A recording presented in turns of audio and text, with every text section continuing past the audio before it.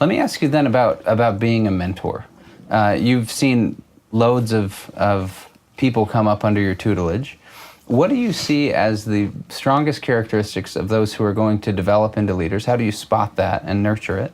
And what is your advice to people as they mentor people in the workplace or in life generally? Sure. When I see junior leaders, of course, the first thing you're looking for is somebody cares.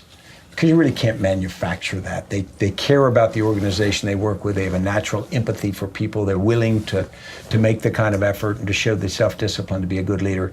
And you don't expect them to be perfect. You expect them to be learning their way along and to make some big mistakes.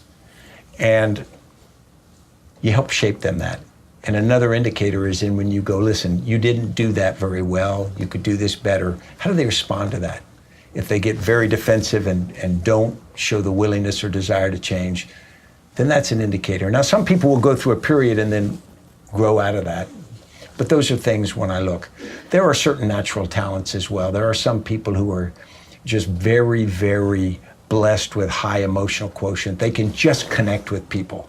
They have that ability. It doesn't mean that someone who's introverted can't be just as effective. It's just going to be a little bit harder for them, because certain things are harder work. When you think about mentoring, there's a leadership role when you are someone's direct boss and you're telling them what to do, you are giving them feedback. Mentoring is a little different. It can be a Venn diagram. Your boss can be your mentor, or your mentor may not be. Your mentor may be somebody else who can give you the kind of guidance and wisdom that you might not otherwise get. Your mentor should be able to sort of put you in a headlock and say, hey, listen, Mike, I love you like a brother, but that wasn't cool. Right. Fix it.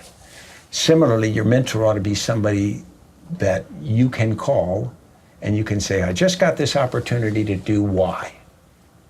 And your mentor will say, you just committed to do X. And you say, well, Y is a better option for me. I will have better opportunity.